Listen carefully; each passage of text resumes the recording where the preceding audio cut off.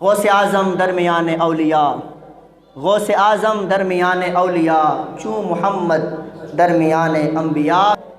حضور غوث اعظم محبوب سبحانی قطب ربانی الشیخ عبد القادر جیلانی رحمۃ اللہ تعالی علیہ، آپ کی سیرت کا اگر مطالعہ کریں نا، آپ کو جو اللہ پاک نے والدہ عطا فرمائی ہے، سبحان اللہ، ماں نے بھیجا درس کے لیے اور کرتے کے اندر نا پیسے سی کے دیے۔ یہ تو آپ نے واقعہ سنا ہے نا، عام کتابوں میں بھی ملتا ہے۔ ماں نے کہا تھا بیٹا جھوٹ نہیں بولنا۔ ماں جو ہوتی ہے نا، ماں، یہ پہلی درس گاہ ہے۔ ماں نے کہا بیٹا جھوٹ نہیں بولنا۔ راستے میں ڈاکو پڑ گئے، چور پڑ گئے۔ جب راستے میں چور اور ڈاکو پڑے، اللہ اکبر، سب سے تلاشی ہوئی، لے لیا گیا۔ لیکن حضور عبد القادر جیلانی رحمۃ اللہ تعالی علیہ آپ کے پاس جب آئے تو بیٹا تمہارے پاس کیا ہے؟ کہا جی میرے پاس بھی درہم ہے۔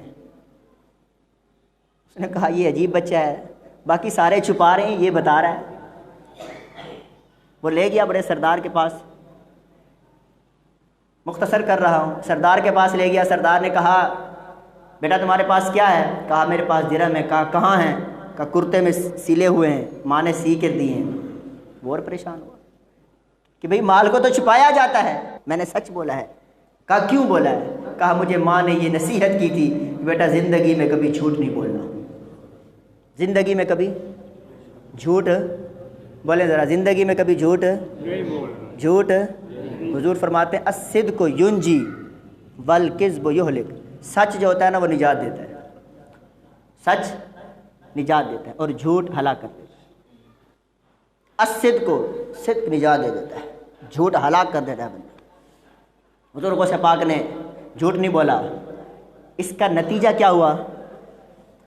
جتنے بھی ڈاکو تھے نا، جتنے بھی ڈاکو تھے، سب نے حضور غوث پاک رضی اللہ تعالی عنہ کے ہاتھ پر توبہ بھی کی اور کہا آج کے بعد آپ ہمارے پیر ہیں اور ہم آپ کے مرید ہیں۔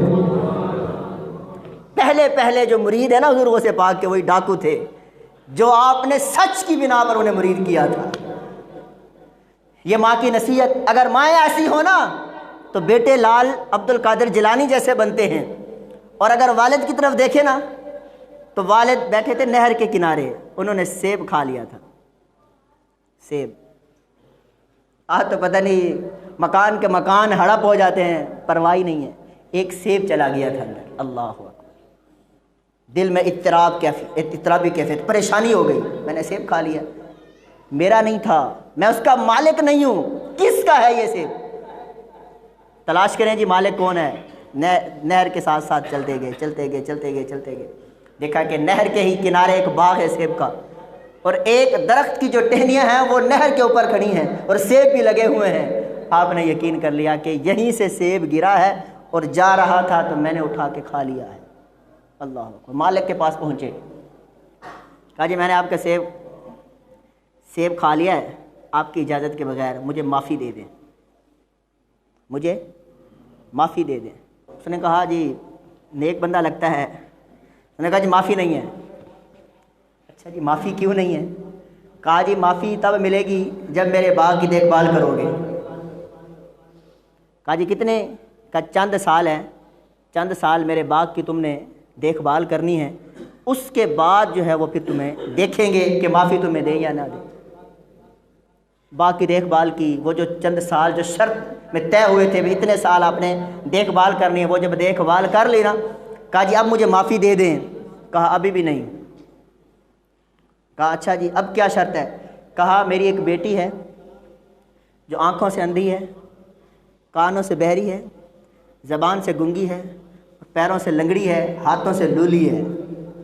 5 چیزیں، اندھی، بہری، گنگی، لنگڑی، لولی ہے، میری بیٹی ہے، اس میری بیٹی سے تمہیں نکاح کرنا پڑے گا۔ اللہ اکبر، ایک سیب کی خاطر انہوں نے کیا کہا کہ میری اندھی، لنگڑی، لولی، کانی، بہری سے بیٹی سے شادی کرنی پڑے گی۔ کہا اچھا اتنا عرصہ تم نے دیکھ بھال کرائی پھر بھی مجھے سیب کی معافی نہیں ملی، کیا اگر میں شادی تمہاری بیٹی سے کر لوں تو مجھے سیب کی معافی مل جائے گی؟ کہا ہاں معافی مل جائے گی۔ نکاح ہو گیا۔ جب آپ کا نکاح ہوا آپ کمرے میں گئے، اللہ اکبر، حسین و جمیل، ہاتھ بھی ٹھیک ہے، پیر بھی ٹھیک ہے، آنکھیں بھی ٹھیک ہیں، سماعت بھی ٹھیک ہے، بولنا بھی اس کا ٹھیک ہے، خوبصورت ایک دلہن اندر کمرے میں بیٹھی ہے۔ اندر گئے، اس کو جب دیکھا تو یہ صحیح سلامت ہے، اور نظریں اس کی طرف گئی تھی کہ فوراً واپس پلٹا۔ مورخین نے لکھا کہ جلدی میں جب آپ پلٹے ہیں تو وہ جو کنڈی لڑکی ہوتی ہے وہ آپ کے ماتھے پہ لگی زور سے، جلدی سے واپس جب آیا تو باہر آ کے اس باغ کے مالک کو کہتے ہیں تم نے میرے ساتھ جس کا نکاح کیا تھا اندر وہ بی بی نہیں ہے، تم نے تو کہا تھا کہ وہ اندھی بھی ہے، بہری بھی ہے، گنگی بھی ہے، لنگڑی بھی ہے، لولی بھی ہے، لیکن اس کے اندر تو کوئی ایسی صفت پائی ہی نہیں جا رہی۔ تو اس نے کہا کہ جو میں نے تمہیں شرطیں بتائی تھی، جو میں نے وصف تمہیں بتائے تھے، واقعتاً اس کے اندر پائے جا رہے ہیں۔ یہ وہی بیوی ہے جس کے ساتھ، یہ وہی میری بیٹی ہے جس کے ساتھ میں نے تمہارا نکاح کیا ہے۔ میں نے جو کہا تھا کہ یہ اندھی ہے، اس کا مطلب یہ ہے کبھی اس نے غیر کی طرف نظر اٹھا کے نہیں دیکھا۔ میں نے جو کہا کہ یہ بہری ہے، اس نے کبھی غیر شرعی بات جو ہے اس نے اپنے کان سے نہیں سنی۔ میں نے کہا تھا کہ یہ گنگی ہے، اس نے کبھی غیر شرعی بات اپنے زبان سے نہیں کہی۔ میں نے جو کہا تھا یہ ہاتھوں سے جناب معذور ہے، اس کا مطلب یہ ہے کہ اس نے ہاتھوں سے کبھی غیر شرعی کام نہیں کیا۔ میں نے کہا تھا یہ پیروں سے لنگڑی ہے، اس کا مطلب یہ ہے کہ یہ کبھی پیروں سے اس نے غیر شرعی کام نہیں کیے۔ ہاتھ سے بھی یہ پاک ہے، آنکھوں سے بھی یہ پاک ہے، زبان سے بھی یہ پاک ہے، ٹانگوں سے بھی پاک ہے، ہر طرح سے پاک دامن عورت۔ جس طرح تم نے سیب کی خاطر اپنے نفس کو، اپنے اندر کو پاک کیا ہے، میں نے سمجھا کہ ایسا پاک مرد، پاک دامن مرد کے لیے تو اللہ پاک نے پاک دامن بیوی ہی رکھی ہے۔ تو جس طرح تم پاک ہو، میری بیٹی بھی اسی طرح پاک دامن ہے۔ میں کہتا ہوں جب ماں اتنی پاک دامن ہو اور باپ اتنا پاک دامن ہو، پھر اس کے نتیجے میں اللہ انہیں جو ثمرہ اور پھل عطا فرماتا ہے، ان نیکیوں کا جو اجر عطا فرماتا ہے، وہ اجر کی جو صورت ہے وہ حضور غوث الاعظم محبوب سبحانی قطب ربانی الشیخ عبد القادر جیلانی جیسا بیٹا عطا فرماتا ہے، بیٹا عطا فرماتا ہے۔